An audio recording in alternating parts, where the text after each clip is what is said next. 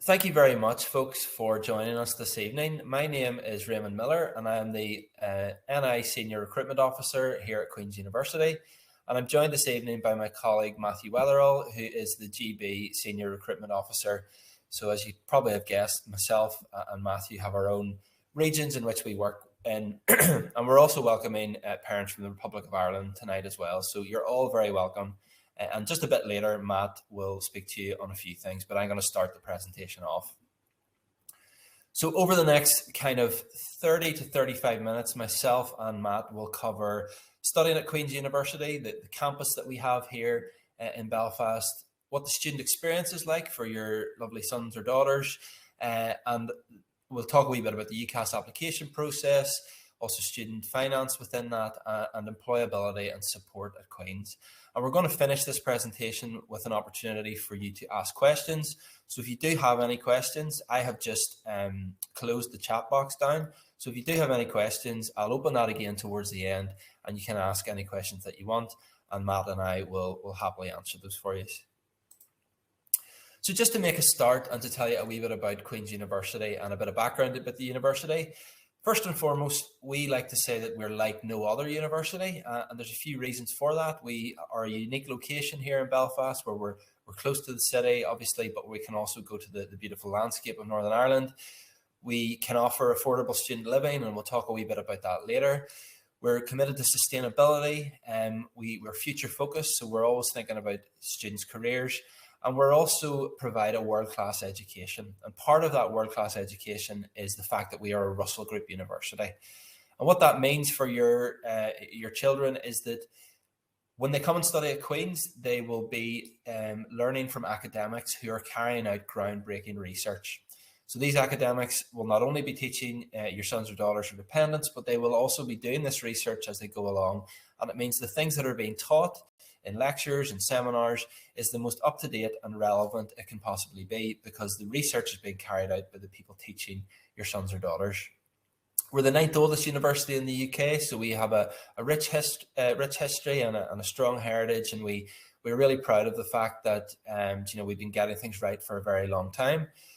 There's over 25,000 students that attend Queen's each year. Really big student population. The vast majority of those are students from Northern Ireland, but we also have students from over 85 different countries worldwide. So we really do have a global university, and we have strong links with other global institutions. So, if your son or daughter wanted to do different placements, they're able to do that through Queen's in an international city. And then finally, we're ranked 11th in the UK for career prospects after 15 months. So that means that students that graduate from Queen's are actually engaging in really good career prospects really soon after they graduate, which is the whole point of going to university and a really positive thing. So just to give you a further bit of information, I want to show you 10 reasons why your son or daughter or dependent should choose Queen's University.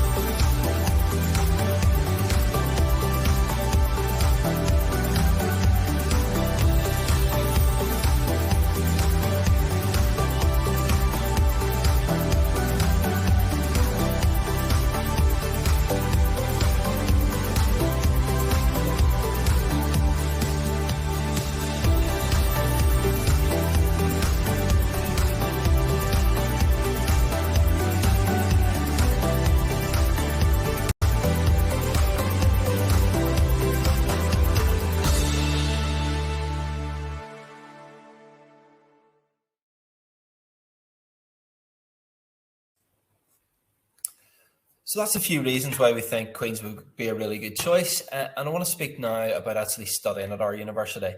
I think it's really important to know how the university is structured. So at Queen's, we have a number of faculties and then schools and then courses. And what that means is the faculties at Queen's, there are 3 of them, and these are basically just groups of related subject areas. So all our subject areas are grouped together in these 3 faculties.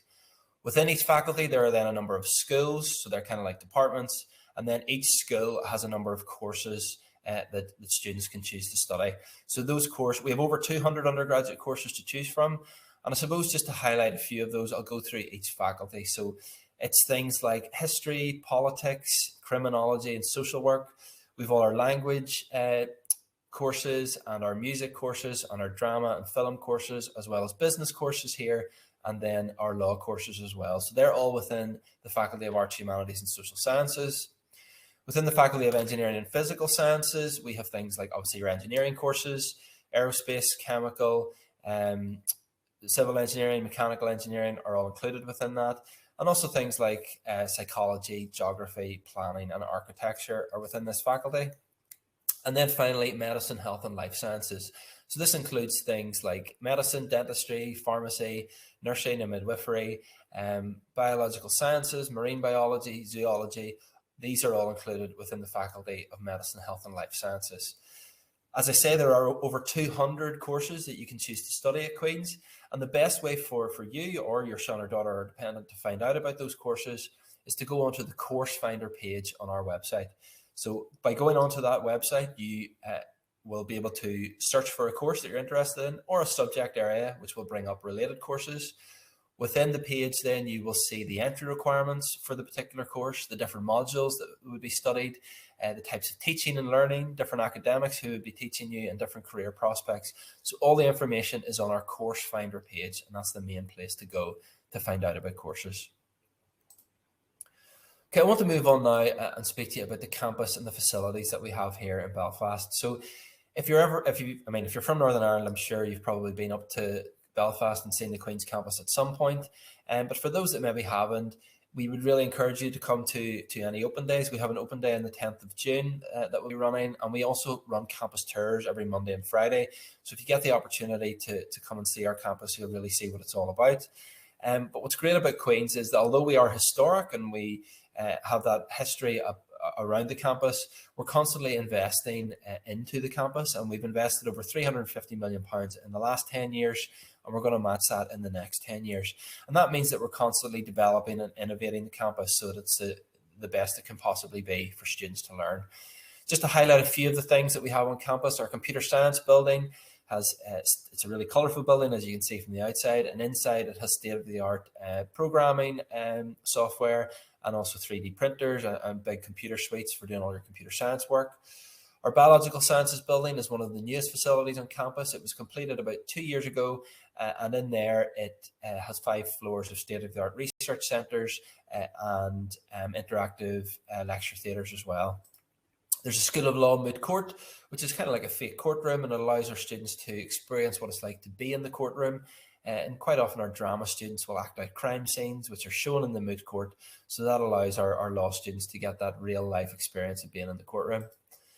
Our Sonic Arts Research Centre is for any students who are working with sound in any way. So there are speakers all around this room, and you really get to manipulate and work with the sound in different ways. So any music courses, broadcast production, audio engineering, sound design, anything like that, students studying those courses will get to use this space.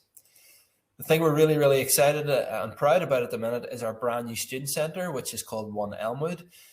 If anyone knows Belfast, this is right next to the Lanyon building. So it's across the road from the main Lanyon building at Queen's.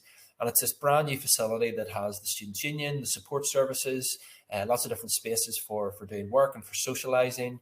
There's a cafe in there, a concert hall, a different bar, and areas for students to chill out. So it's a really, really great space in the new student centre, which is called One Elmwood.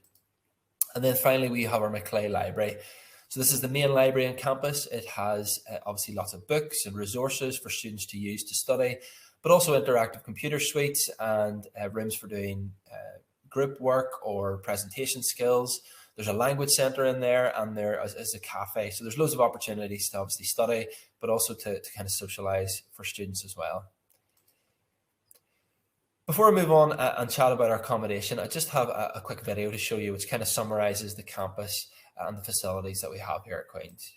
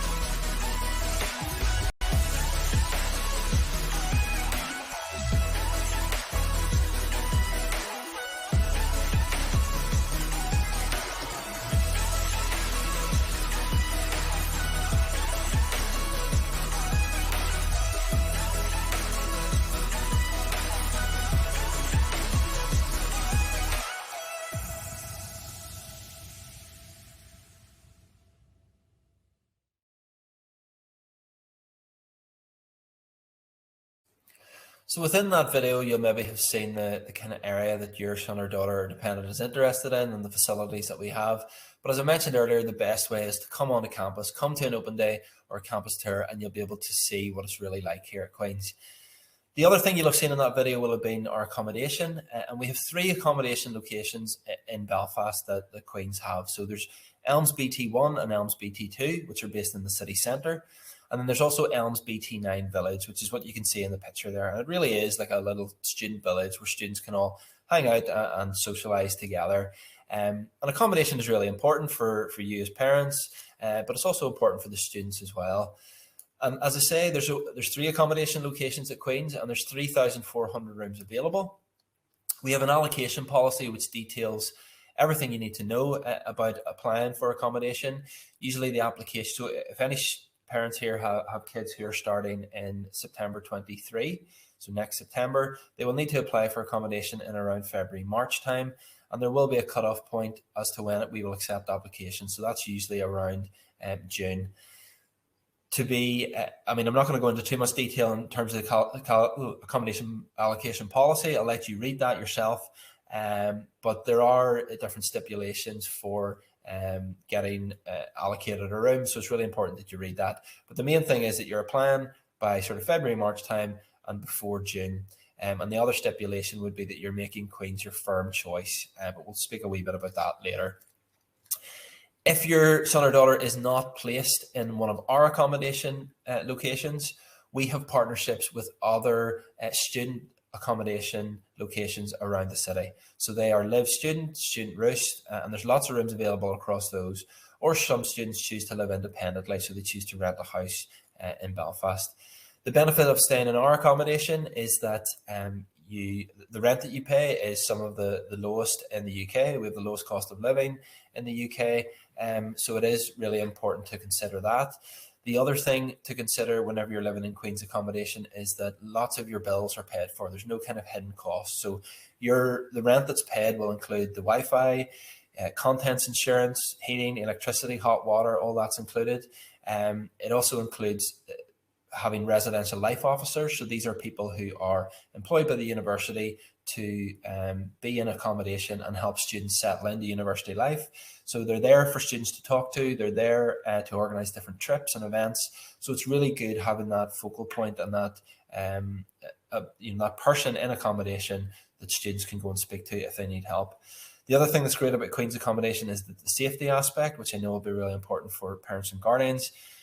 Our accommodation locations have security 24/7, so there'll always be somebody there to ensure safety for students. And as well as that, there's additional things like a cleaning service, a laundry service, a postal service. So really, we cover everything within the rent. It's just a case that students will have to feed themselves, but everything else is covered within the rent that they pay. I want to speak now very briefly about the student experience, because that is a big part of university life as well. Students go to university to study something they enjoy, to make themselves more employable, but they also want to have that student experience too. And Belfast is a brilliant city for the student experience. It's, for those that aren't from Northern Ireland, you maybe didn't know, but Belfast is the capital city. It's the cultural centre of Northern Ireland. And that means there's various events and trips and sporting events and music concerts that happen in the city all the time. So it really is a cultural centre for Northern Ireland. Unlike other big UK cities, Belfast is relatively small in comparison to London or Manchester or Birmingham. And it's compact and it's very walkable. And that's great as well for students, because you can walk to lectures, you can walk into the city centre. You're in a city that feels big, but it's not as intimidating as the likes of a Liverpool, Manchester, Birmingham, as I mentioned before. Lots of friendly people here. Hopefully I'm proving that tonight. With friendly people living in Belfast, friendly people living in Northern Ireland in general. So if you are coming from outside of Northern Ireland, you do get a really friendly environment. And there's lots of beautiful attractions around the city. Things like City Hall, which you can see in the picture there with those students. Our Botanic Gardens is right next to the Queen's campus, as is the Ulster Museum. The Titanic Belfast, voted one of the top tourist attractions in the world. And my favourite kind of touristy thing to do in Belfast is the Crumlin Road Jail, where that kind of depicts the historical past of Northern Ireland and talks about different political figures and things who have been through the Crumlin Road Jail. So lots of things to do for students in Belfast. In terms of getting here, all the kind of details are on screen there. It's a 1 hour flight for most UK cities. There's 2 airports, Belfast City and Belfast International, and Dublin Airport is about 1.5 hours away. And lots of cross-channel sailings and direct flights in and out of Belfast as well. So it is, closer than you think. If you are maybe living in England or Scotland or Wales and you're tuning in tonight, Belfast is about 1 hour away. If you're going from one side of the country to the other, it can be a couple of hours. So sometimes somebody from Liverpool can get here quicker than somebody from Strabane. So it is really good in terms of getting around the city and the country in general. Other parts of the student experience which are really important to consider are Queen's sport. And we really try to promote sport within Queen's. Whether students want to take part in team sports or they just want to get involved in physical activity, there's loads of ways that they can do that. Through the Physical Education Centre, there's lots of different activities you can see on screen there. One thing that I always enjoy doing as a member of staff as well is going to the weekly exercise classes. So you can take part in yoga or Pilates or exercise or circuit training or cycling or whatever you want to do. There's lots of opportunities to get involved in physical activity. And there is those opportunities to get involved in team sports as well. So our Upper Malone playing fields allow students who want to take part in hockey, rugby, soccer and GAA. And then we have a boathouse for students who want to get involved in rowing. And there's lots of scholarships available for our athletes who are performing at a really high level within their sport. The Students' Union at Queen's is another brilliant way for students to get involved. They offer different volunteering opportunities, enterprise opportunities for students who want to develop their business skills. There's an advice service there, so if students need help 24/7, they can go to Advice SU and they will offer help and support. For students that want to make their voice heard, they can get elected as a school rep or a course rep and really make a change on campus. And we also have over 220 clubs and societies that students can get involved with. Things like if you go to D there, Dragon Slayers is our gaming society. If you go to H, there's a history society. So there'll be a society for each academic area. So a history society, a law society, a math society, and so on. Underwater hockey, a quiz society, a whole range of things that students can choose to get involved with. And if there is a club or society that doesn't exist, the Students' Union will help our students to set up their own club or society. So that student experience is a really, really important part of the students that come to Belfast and study with us. Okay, so at this point, I'm just going to hand over to Matthew, who is going to talk to you a wee bit more detail about kind of student finance and applying through UCAS and other things that are really important to think about at this time. Cheers, Raymond. Hi, guys. Thank you very much for joining us. As Raymond's told you, I'm going to cover a few different things in terms of your actual application to Queen's and your application through things like UCAS and student finance. So to start with, all your applications to university, or your son and daughter's applications to university, we'll go through something called UCAS. UCAS stands for the Universities and College Admissions Service. And basically, the role of UCAS is for them to collate the applications in an online portal, and they then send them through to the universities. So what's important to understand is your son or daughter doesn't just email the university directly or say, can I come to this university? You have to go through that UCAS process. And it's really helpful actually because it means that there's a format for your son or daughter to follow. So there's no confusion about what's needed or what isn't needed. The application's all done online now. So it used to be in a written format, but it's all online and students can apply to a maximum of 5 courses. So you can apply to 5 different courses at 5 different universities, or you can apply to 5 courses at the same university, but you have got the option of applying to up to 5. There's something called an equal consideration deadline, which if your son or daughter puts their application in before the equal consideration deadline, means that the universities you've applied to have to give each individual application the equal consideration, regardless of whether they applied really early or whether they applied just before those deadlines. So the deadlines are the 15th of October for some courses like medicine, dentistry, veterinary science, and then Oxbridge universities. For the vast majority of other courses, the deadlines are 25th of January. It's really important that your son or daughter speaks to their school or college and just clarifies what their internal deadlines are in terms of applying for UCAS, because the school or college also needs to submit a student reference. So you've got to give them time to write those as well. There is a fee to apply to UCAS. These are the only fees that your son or daughter will pay up front. So all the other fees associated with starting university, you can take loans out, which I'll cover a bit later. But these are paid up front, and it's £27 if you want to apply to 5 courses, or if you only want to apply to 1 course, you can just do so at £22.50 as well, and you pay that direct to UCAS. So in terms of general UCAS process, students register at the UCAS website. Most schools or colleges will deal with this for them, so it's worth having your son or daughter speak to the schools and colleges. And then there's certain sections that they can fill in as soon as they go on. So things like personal details, a few additional information, student finance, but this isn't where you actually apply for student finance. This is just where you allow student finance in UCAS to discuss it. There's some choices in terms of where you're applying to, the education that they're currently doing, any employment skills or any employment history, then your personal statement and your referee details. Then the teacher or their advisor adds their reference. The applications are then sent to UCAS, and then universities make their decisions based on those applications through UCAS, which I'll cover. So there's a few different ways universities might respond, but your students will find out through the UCAS hub, which allows the applicants to see the progress of their application, but also to view their offers and, to really importantly, to reply to them as well. Universities could make a few different offers. They could give you a firm acceptance.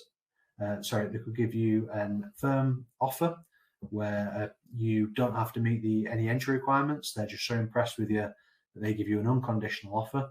They could give you a conditional offer where they might say, as long as you get 3 years, then you're guaranteed a place here.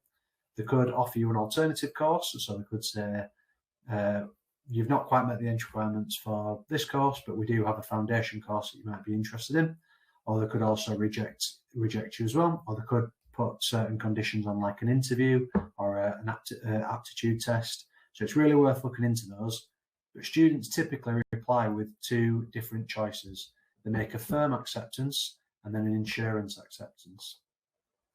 It's really important to point out at this stage what the differences between those are. Your firm choice and your insurance choice are the only two offers that you keep. So you don't keep all 5 offers if you get 5 offers back.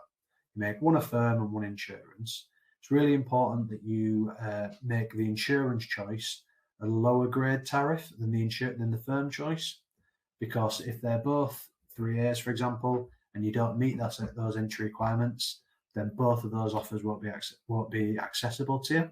Whereas if you make your firm choice a 3A institution and your insurance choice maybe an A and 2Bs, for example, then it gives you that flexibility.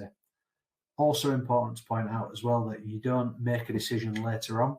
So if you have a firm choice and an insurance choice and you meet the entry requirements for both of those courses, your insurance choice is automatically removed because you've met the requirements for your firm choice. So it is really important that they think about which they want as a firm choice and which they want as an insurance choice as well. Personal statements, as I've said, form a part of that UCAS application process. And basically, it's a way that universities can use to make a choice between 2 very similar students in some cases. So if 2 students have both got the same grade profile, both applying for the same course, then a personal statement could be used as a tiebreaker. There is a limit to how long they need to be, so 47 lines or 4,000 characters, which works out to roughly about 1 side of a piece of A4. And the ways that you can help the students applying is if there's any possibility of helping them with work experience, doing that spelling and grammar check that's really important, and also promoting skills rather than events. So saying, encouraging them to say, this is something that I did and these are the skills that I developed from that, rather than just saying this is something that I did and then not developing any skills off of that. So it's really important that they adhere to their internal school deadlines as well around personal statements. But essentially, the most important thing in a personal statement is that they show enthusiasm for the course and they can say that that's what they want to do. We put as much information as we can to help students apply to really competitive courses, like medicine, for example. And if you go onto the medicine page on the website, you'll see a section that's specifically around personal statements and what to include. So it's really worth taking the time to go and read those as well. In terms of student finance, obviously student finance is a large part of going to university. Tuition fee loan is available for all eligible students to make the payments of those tuition fees. So the figures are there on the screen. It does depend what fees your son or daughter will be paying, depends on where they're from. So England, Scotland and Wales, for example, are 9,250. But like I say, the tuition fee loan covers those fees. Really recommend they apply as soon as possible. So the application is generally open around late February. So if they put that application in around late February, they won't know where they're going or they won't know what they're studying. But what they can do is they can put their application in and update it later. It just means that if they do go to university, then that fee and those funding are in place to help them get started as soon as possible. Really recommend getting them to look into bursaries and scholarships as well. In the vast majority of cases, or certainly all of them with Queen's, they're non-repayable. So we've got a GB scholarship, for example, for any students to get an A and 2Bs or above in their A levels. But there are also scholarships, like Raymond mentioned earlier, around sports, around different academic scholarships at the A-level entrance competition. So it's really worth taking a bit of time and looking at all the universities that you're applying to see if there are any bursaries or scholarships. And they're also a maintenance loan. So a maintenance loan is there to help you pay out, help your son or daughter pay for things like books or transport or accommodation. Does depend on how much you get, does depend on where you live and your household income, for example. You apply every year, so it's really important that they remember to reapply in their second and third year at uni, and that assessment is done to see whether you can get more or less money, and you apply at the same time as your tuition fee loan in the same application. But just to give you a bit of an idea there, how much your son or daughter or applicants could get to go to university, there's some figures there, but I would recommend doing their own research and spending a bit of time looking at that, and then they can start to think about affordability. Queen's is a really affordable university to come to. Belfast itself is really affordable, and that could make quite a bit of difference when they're looking at where they'd like to study. So the R loans, and in terms of repayment, repayments are based on the earnings and not the amount of loan borrowed. So if they are earning 27,000, so if you're a student from GB, for example, they only start repaying anything if they're earning over £27,295 a year. If they're earning underneath that, then they wouldn't make any repayments. Students in Northern Ireland, if they're earning over £20,195 a year, that's when they'd start making repayments. And the repayments are based on 9% of the amount earned over the threshold. So, for example, if you're a student from Great Britain and you're earning £28,000 a year, your monthly repayments would be £5 a month. So students don't have to repay grants or scholarships and bursaries, so that can really go a long way to helping them be a bit more financially independent at university. But really importantly, any amount on that loan that is not repaid after 30 years is written off. So they won't be paying it into the retirement or the pension. Whatever's left after 30 years, if they haven't already paid it off, gets written off after that 30-year cut off. So in terms of employability and student support services, lots of students go to university for lots of different reasons, but the most common is to get a better job and to increase their earning power. So there are a few stats on there regarding some of the earning power and the benefits of university education. But Queen's is ranked joint 11th in the UK for career prospects after 15 months, and 96% of Queen's undergraduates are in employment or further study 6 months after graduation. So it just goes to show that university education from Queen's puts students in the right place to be able to develop those skills going forward. As part of a degree, not only do you get that really key information and knowledge regarding your subject area, some students study things because they're really passionate about, like history, for example, they might be really passionate about it. But some of the questions I sometimes get is, what's the employability route out of a more academic course? Well, actually, you get lots of skills and core competencies on your degree that employers really look for. So whether that's the ability to increase your confidence and deliver presentations and be able to speak to people from different backgrounds, these are all things that make you more employable when you're going forward. Developing things like your digital skills and your teamwork allow you to go into a workplace and be productive from the very beginning. And the ability to learn at that high level and graduate and get a quality degree shows employers that students are able to make an impact in their future roles. We also have opportunities like Degree Plus, where students gain an employability award that again allows them to set themselves out from the crowd when they're going into interviews after university. And we've also got lots of opportunities for students to study abroad. Again, in terms of an employability point of view, if you can speak to a future employer in an interview, and when that interviewer says to your son or daughter, can you give me an example of where you've overcome some challenges? If they can say, well, actually, I did a work placement somewhere and it really forced me to be outside of my comfort zone, that makes them more employable than the next person. But I have just got a quick video just to share with you that'll highlight some of those benefits.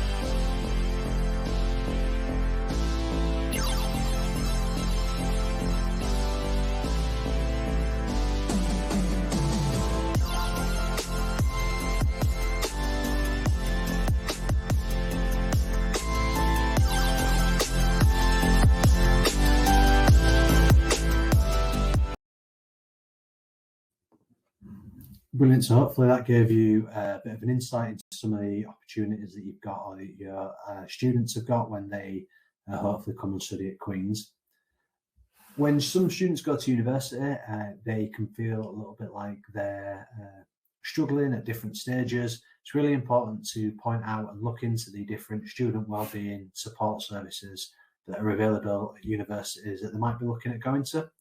Students are always fully supported at Queen's, and we've got lots of different things in place, not only from an academic point of view, so there is a step up when students go from A-levels or college or sixth form into university and higher education, and we have lots of academic support available for them through the Learning Development Service, but we also have support for them in their future careers, so in the Careers, Employability and Skills Services, but also whether it's just whether it's the Wellbeing Service or the Disabilities team.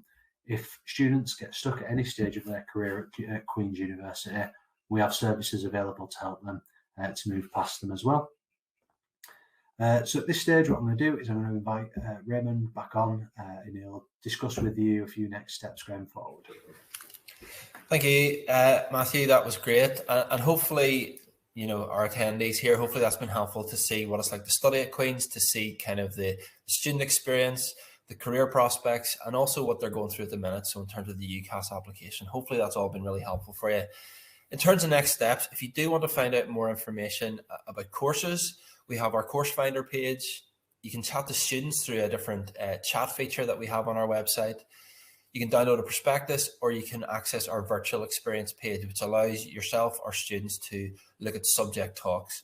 And all that information is on our undergraduate study page. So you can either go to the website on screen there, or you can just search QUB undergraduate study and you'll get access to all those things.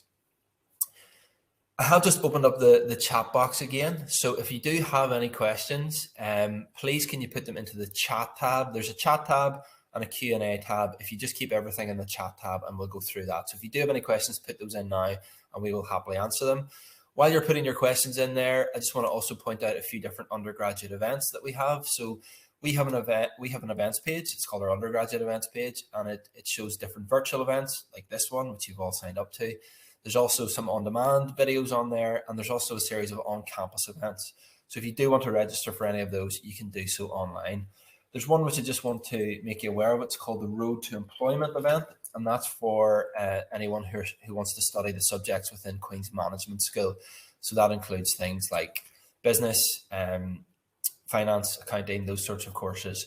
But I'll just put a wee link into the chat for that one if anyone wants to register and sign up for that. So that's next week, the 20th of October.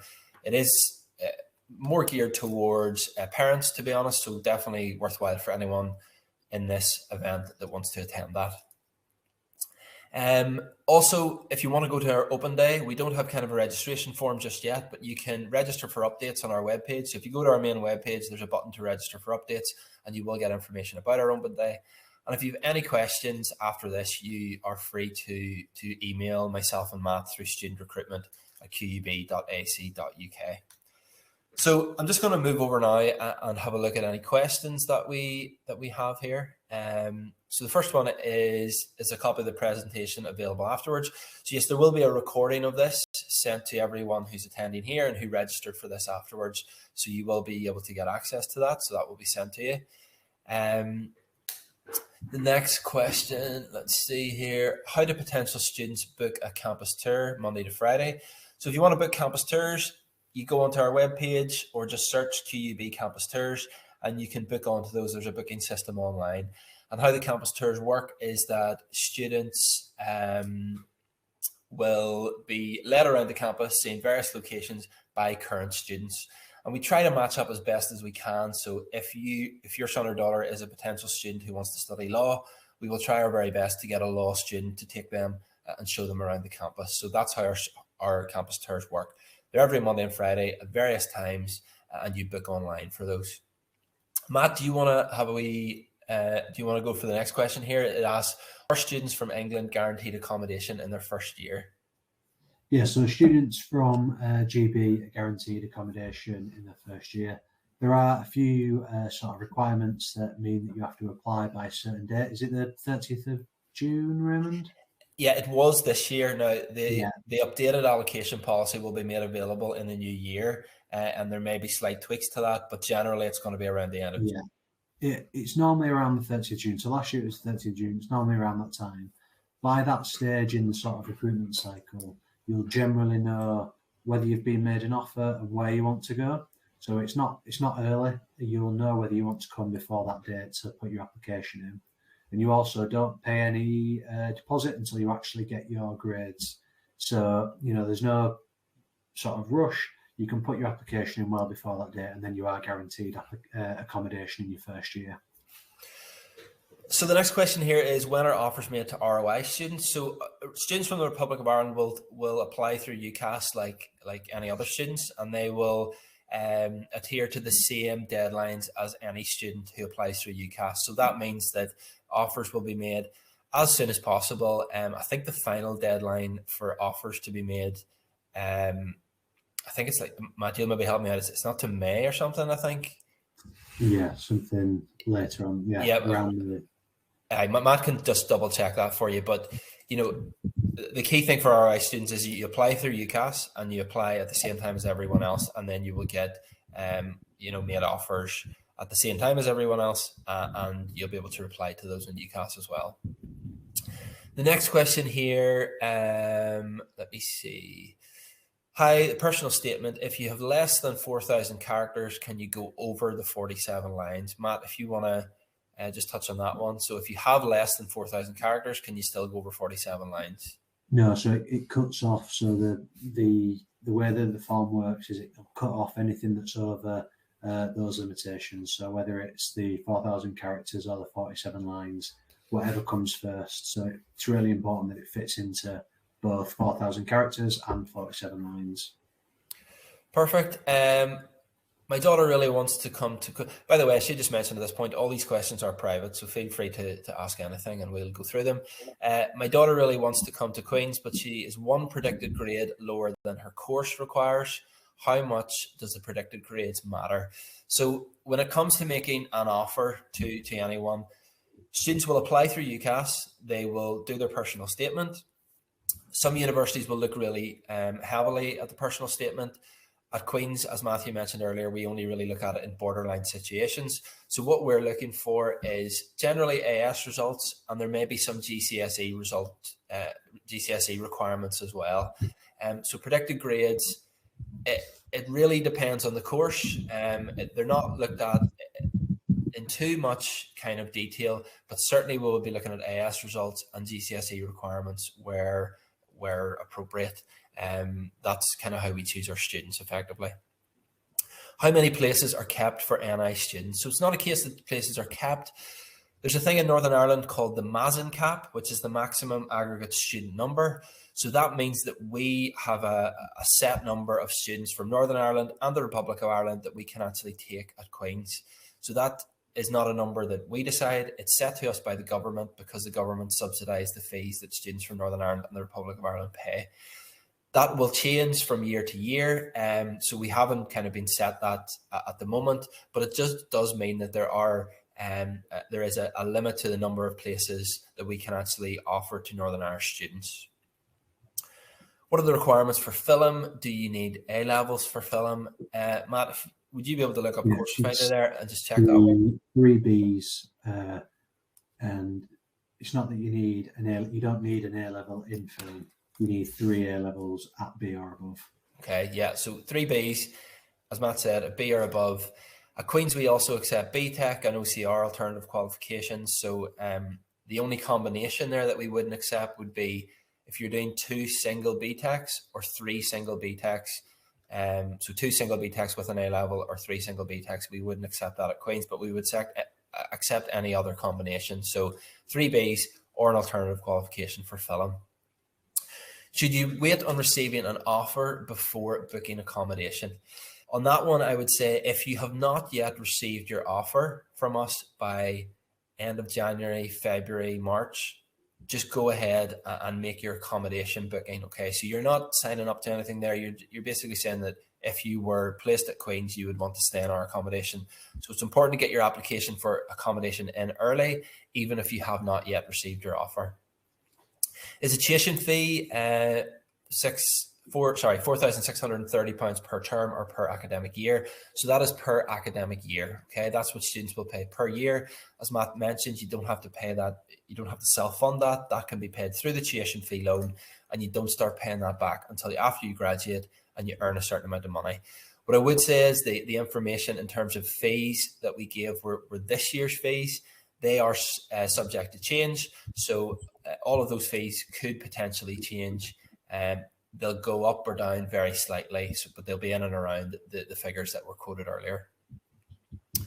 Are students from Republic of Ireland guaranteed accommodation in the first year too? So yes, they would be guaranteed accommodation in first year, but again, please refer to the allocation policy for accommodation to get full details on that one. So Matt, do you want to cover the next one? It says, do Queen's only accept applications if it is the student's first or firm choice? No, so as we were explaining earlier, you can put 5 applications into 5 different universities. The universities don't see any sort of preference, so it's not as though you're ranking those 5 options. So we don't see any preference, and we'll make an offer based on your application to us alone.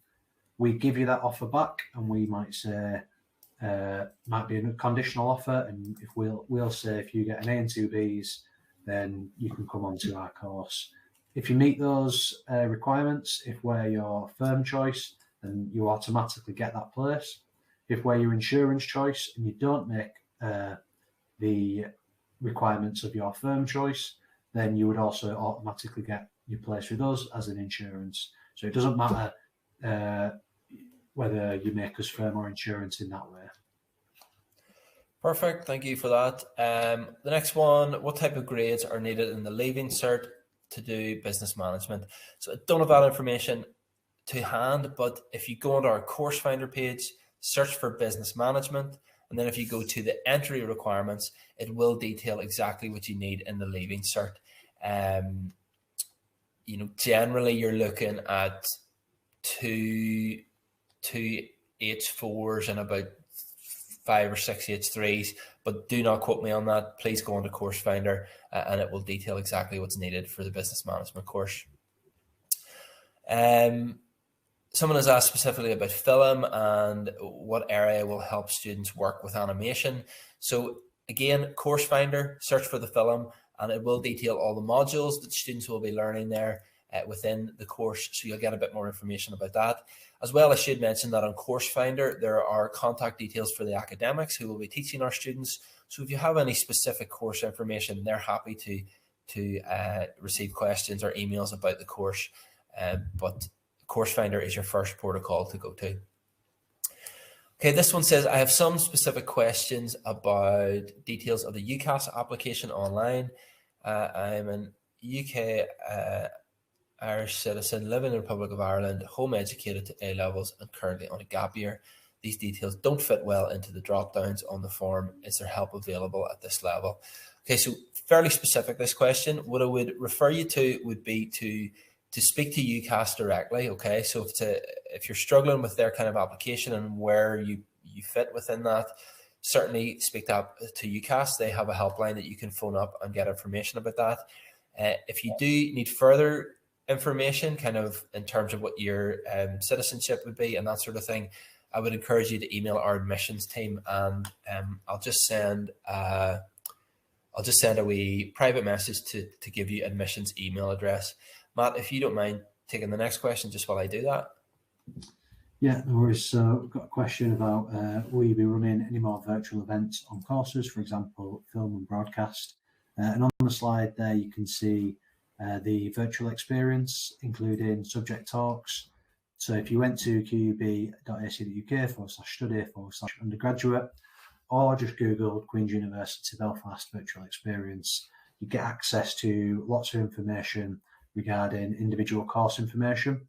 We won't be running any live events regarding on the individual courses, but there is lots of information on there. And as Raymond said earlier, there's also questions on the Course Finder, a question box on Course Finder where you can speak to someone directly from the school and you can send your questions there. What I would recommend is going direct to Course Finder and having a look at the modules. Then it might be that the information that you're looking for is answered there for you. We had another question regarding how we can find out information about scholarships and bursaries, etc., specifically from ROI.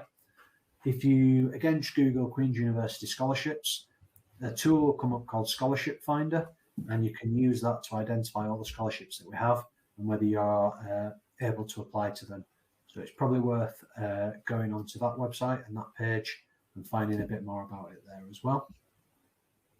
So thanks, Matt. The next one is asking specifically about business studies and do we have any business courses? So yes, there are business courses at Queen's. There's 2 or 3 different ones, business management, business economics, business with IT, just to name a few. Business with international relations is another one. And actually that event that's on screen there, the Road to Employment, Queen's Management School, if you attend that next Thursday, you'll get more information specifically about those business courses at Queen's. The next one, what are the fees for courses for students from ROI? So as we mentioned earlier, they're the same as students from Northern Ireland because students from the Republic of Ireland fall within the Mazen cap that I spoke about earlier.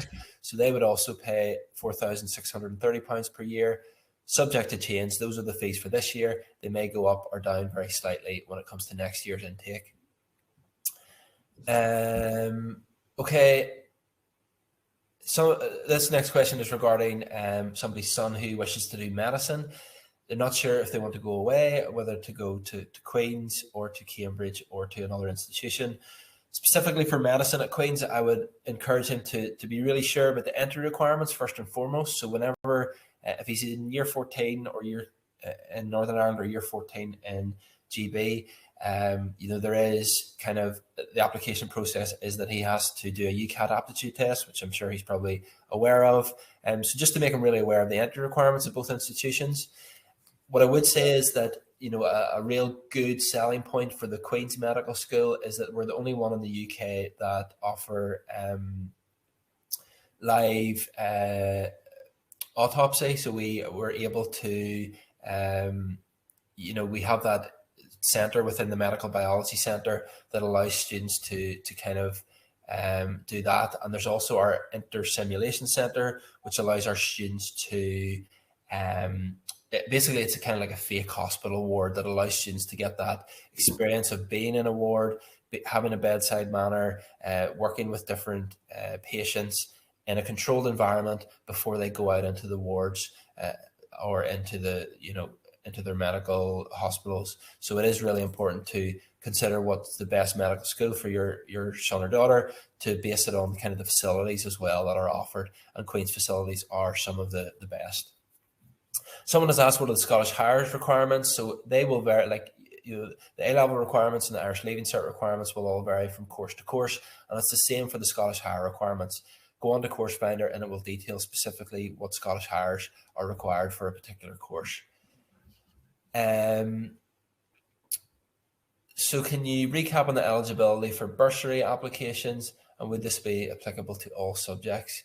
Matt, do you mind covering that one? And I'll just read ahead here. Yeah, so in terms of bursary applications, it would depend on which scholarship and which bursary you're looking to apply to. And it would also vary depending on if you're applying to other universities, they might have different scholarships and different bursaries. It's really important to spend half an hour just on the website of the university using the scholarship finder tool and looking at the requirements of each of them. Some of them have automatic entry, so like the GB scholarship, for example, any GB students that get an A and 2 Bs or above automatically get that scholarship depending on which course they're going on to.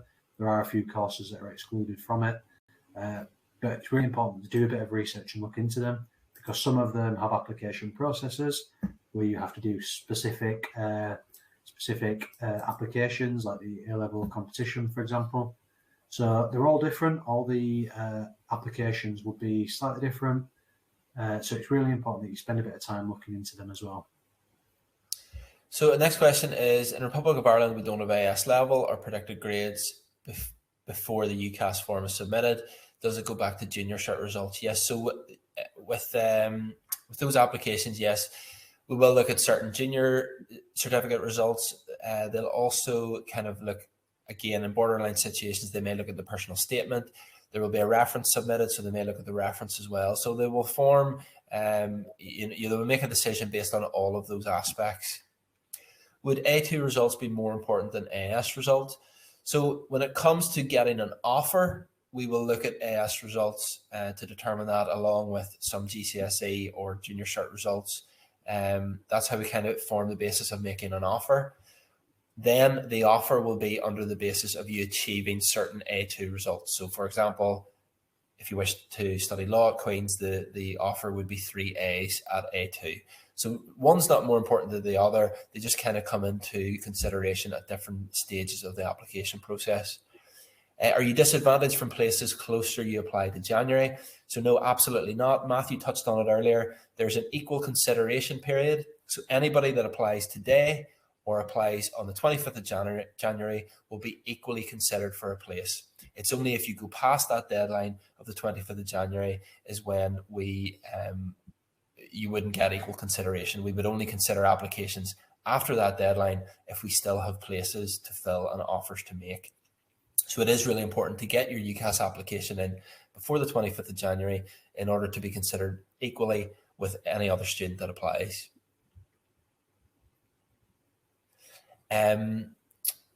Next one, do most students live in accommodation or stay at home if in Northern Ireland during the first year? So it really just depends. Some students that live close by choose to travel into university. Other students that live a bit further afield will stay in accommodation. Most students will stay in accommodation in first year especially. Some stay on second year, and then after that, a lot of students will maybe get a house with a few friends they've met around Belfast, or at that point they may start to travel in. So to answer your question, yes, most students do live in accommodation in first year, especially in Northern Ireland. But what does tend to happen in Northern Ireland is they come home at the weekend for you guys to make them their dinner and do their washing and those sorts of things. But some students will stay up the whole time. Other students will go home at the weekend. But generally, Northern Irish students will stay in Queen's accommodation in first year. There's a question here, ROI Junior Certificate 2019 wasn't taken due to COVID. Will the end of the year certificate suffice instead? So admissions will be making a decision on that in due course, and they will, once they detail that to us, that will be communicated out through schools and stuff as well. So if you keep an eye on our website, if you have any queries about that, you can contact your school. But admissions will be giving us some communication about that, bearing in mind that the junior cert wasn't taken for students in 2019. How to find out more about accommodation, for example, the size of beds for taller students. So what I'll do is put in the accommodation policy, a link to that. So that's going in now. If you want to have a look at that accommodation policy, that's specifically about how we choose our students for accommodation. But if you go to the accommodation website, just type QUB accommodation, it'll give you all the details about the rooms and the sizes, and you can make more information about that. Let's see. Next one, how many places are available for medicine? It really depends year on year. Generally, you're talking, it's around 250 to 300 places generally, and about 85 to 90 places for dentistry. So that's kind of where we're at, but that's just a ballpark. That changes year to year depending on space availability, applications, all those sorts of things. Okay, the next one, we've only a couple of questions left, so we've come to 7 o'clock. So we'll take a couple more questions and then we will finish up. If AS grades were lower than expected, i.e. BBC, and the course of choice requires 3 Bs, how much weight does a statement from the applicant's school hold if they believe 3 Bs or above is achievable when it comes to offers? So really, admissions will, as I say, they will go through all the qualifications in detail and they will make decisions for that. If you wish to put in a letter from your school, you're more than happy to do that. I'm not entirely sure, to be honest, how much weight that would hold, because admissions will just be basing the offers that they make on the grades that have been achieved to date. So that's kind of what they will do. If you're applying for multiple courses at Queen's, do you have to rank them in order of preference, or do they get treated equally if you're accepted into both? Matt, do you want to finish with that one? Just the last Yeah. one there. So exactly the same as the equal consideration deadline. Each application within those five choices will be treated individually. So they'll look at each course that you've applied for, look at your application, and make a decision on that. It's then you'd only need to rank them as such if you were then making one your firm and one your insurance choice. So that's the way to look at it. It's not, you don't rank all five. You would see what offers you got back and then make one your firm, one your insurance. Perfect. So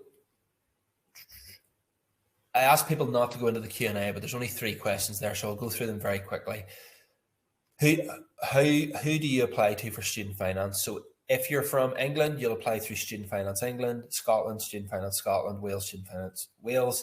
If you're from Northern Ireland or the Republic of Ireland, you apply through Student Finance NI. So you apply through Student Finance around the end of February, March time, excuse me, and that will be done through your own body of student finance. So where you're from, that's who you apply through. Can students talk about support for can you talk about support for autistic students? So very quickly, there is a disability services team at Queen's. They'll be fully supported every step of the way if they come to choose to study with us. When you make your UCAS application, I think it's on the UCAS application to detail if you have a level of disability, and then we will get in touch with you, or you can contact our disability services team before you even come to Queen's, and they will take you through a questionnaire which will then detail the support that may be available to you. So once you do your UCAS application, then go to the disability services and start the process of getting in contact with them then. And then the final one, is there any preference for student accommodation with a student who has a disability? Again, you can make preferences on your accommodation request as to where you live. So you can request certain rooms, and certainly the disability services team will be able to help with that. They work closely with accommodation as well. So all the support will be there for students with a disability. Folks, thank you very much for listening to us. Hopefully that's been helpful for you. We are going to finish up now, but all the details are on screen there. Hopefully you've taken note of those. The key one there is a student recruitment email address. If you do have any questions after this, please get in contact and we'll be happy to answer those. And hopefully you found this helpful. And hopefully we'll see you all at an open day very soon, or we'll see your sons or daughters or dependents at Queen's very soon. So thank you very much for listening and enjoy the rest of your evening. Night night. Cheers. Thank you.